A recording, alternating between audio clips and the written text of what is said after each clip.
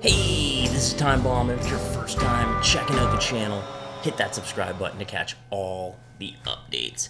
Thanks a lot for joining me here today, trying to get back into the hang of making videos again for you guys, so I appreciate you checking this out. This is a video that I'm going to do breaking down the sort of an Engage 8 defensive scheme that I have. Now, this is mostly out of this play, but even with it, I don't necessarily use it. What I like about it is the way that it kind of comes out when I have it on my play with auto flip off and base align on. The way that they come out with the safety on the line of scrimmage, that's the look that you're really looking for out of this play. So if you use the Engage 8 or the cover 4 or the Tampa 2 out of it, after coming out of the huddle and audibling into the cover 4 or the Tampa 2, I find having that safety up on the line really helps stop the run. So I'll use it a lot that way, and I'll use the Engage 8 to send pressure, though I usually only send 7. Sending 8, I'm not a madman enough to do that, unfortunately. But this is a pretty wild play that I will mix in there. So I'm out of the 3-4 book here. We're going to take a look at the Engage 8. I was using this a lot during Weekend League. I don't know if you check out my my Twitch, The Time Bomb, twitch.tv/The Time Bomb Tips. I'm on there, and yeah, I've been trying to stream more. I'm trying to stream every day. I stream late, but I'll try to get a schedule going more as I'm still waiting on some equipment. So here, let's take a look at the Engage 8, and against us here, we'll start off with just like a little stretch run here to kind of show it. See how that safety's coming right in there? Now, what I like to do is just pinch the D-line. Oh, actually, that messed them up. You want to leave that safety in there and just kind of spread out the linebackers like this, actually. And having the penny line pinch, this kind of a look is really what you want here. And then what I'll do is just put just in case they're passing or whatever, I'll put the two CBs in a deep blue, and I'll put my middle linebacker into a deep middle, and then I'll just kind of cover over the middle or the flat depending on what happens here. But we know it's running here, so I'm really just watching the running back, seeing which ways he goes, trying to get outside to him. You see, boom, we get like 3 guys in there. We're able to stop the run. This does a great job stopping the run. We'll show it one time. Just going to spread out the linebackers, pinch the D line. There we go. That time the safety didn't. Oh, there he goes. Safety's running back. We don't want that. We want him here. Now, again, like I was saying, you can also just audible into a cover 4, which I don't have in my quick audible. So audible into a cover 2, let's say, and same thing. Just have the linebackers spread out. And the same thing should happen. Having that safety there will really help in the run support. So in like a Tampa 2 normally, the stretch is going to do a much better job of getting out. Okay, see what we're seeing. It got pretty good there. The normal Tampa 2 would be even worse. That safety would not be playing it at all. We can actually show that.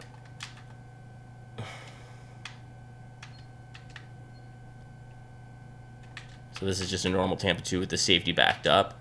You're not going to get the same run support out of him that you will when he's in the middle there. See, he's just backing way up. He's a little late to it, getting over there. And we were lucky. He couldn't even get in on the play. He got blocked. We were lucky that linebacker got there. The cover 4 does an even better job when you audible into that. So let's take a look at more of a passing play, sending the Engage 8. I haven't really practiced this at all. We're going to go kind of random here. See, the safety's running up. It does look like a passing play. And like I said, I've just got those deep halves on the outside CBs, and I'm just going to use her over the middle. It's a big risk and reward play. There's no guarantee it's going to work out, but it should throw your opponent. He's only got, a few seconds to make a quick read unless he gets, you send it enough. But we're still going to run here. So you got to be ready for that. I was not ready for the run there. You basically got to be ready to shoot those gaps to that other side sometimes out of this if you're setting the all-out pressure like this. Oh, you kind of got auto flip, so it kind of got messed up. Let's see here. Same setup, though. We just got our deep blues and the middle linebacker in a deep middle, and then I'm going to use her over the middle and watch for any sort of like corner routes maybe or crosser depending on what I see here and what I've got to play.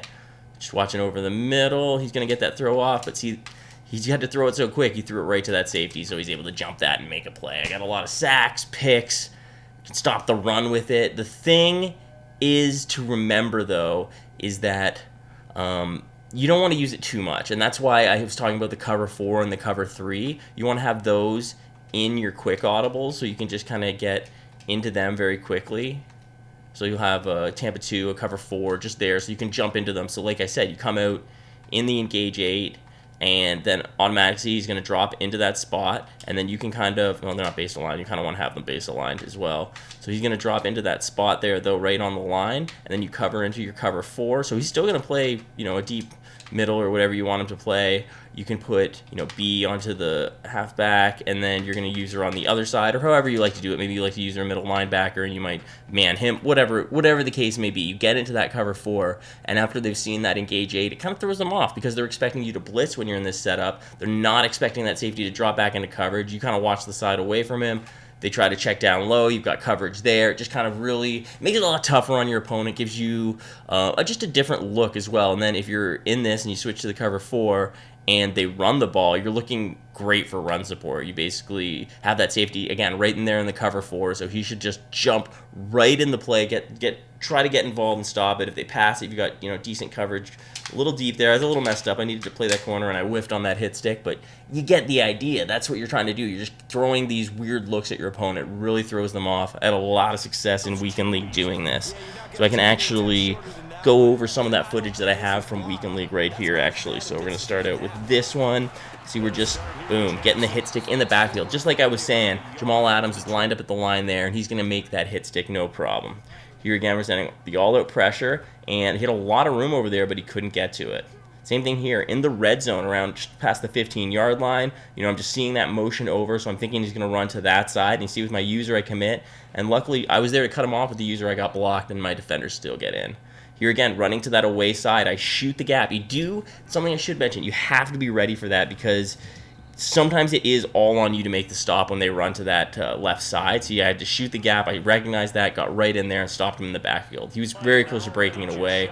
Here he didn't know what to do. We just stop him up the middle. And again, in the red zone, trying to run outside. They're going to be in on him so fast. So this play can stop the run. It does a great job for me. But you don't want to get into the rhythm of just using it. If your opponent starts to see that, they can really throw you, set up a run, make it look like they're running, and then pass on you and burn you. So you've got to be careful. But that's why I'm talking about you audible into these different ones. And here we can still make the play on him, though, because he has to quick read on it, so he can make a bad throw like this, and then you're turning it back the other way for a pick 6. This definitely was a huge turning point game for me right here, or turning point in the game, down 7-3 with him in the red zone. I could have been going down at least 10-3, and instead I'm up 10-7. So this here again, we see I've got an extra man up on the one wide receiver, just in case he did pass, which he did. He tries to go deep to him, and I've got that extra help there. He's going to come in for a big pick. So that's very nice right there.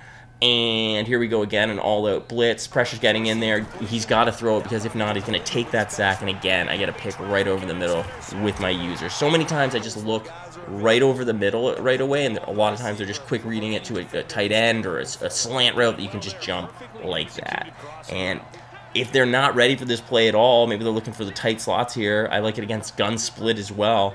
This pressure gets in really quickly, so those corners and those crossers just can't develop out of these tighter formations. The pressure gets in there. I never contain blitz as well. And you see this against this one opponent who was running it just over and over. I was using it and just shutting him down. You've got to adjust to their play, your coverage a little bit. You can't just run it over and over without making some adjustments. But if you can really predict what your opponent's calling, you can use this play to just send the pressure, or just, like I said, mix in some coverage out of it as well, and you should be able to get some big stops on your opponent. So this has been a play that I've really liked to mix in with my other 3-4 stuff. That's still what I'm mostly calling out of, at least 75% of the time. Just going to nickel when I've really got a lockdown, or give my opponent some different look on pass coverages. So that's my approach with this defense. Thanks a lot for checking this video. Hit the like button.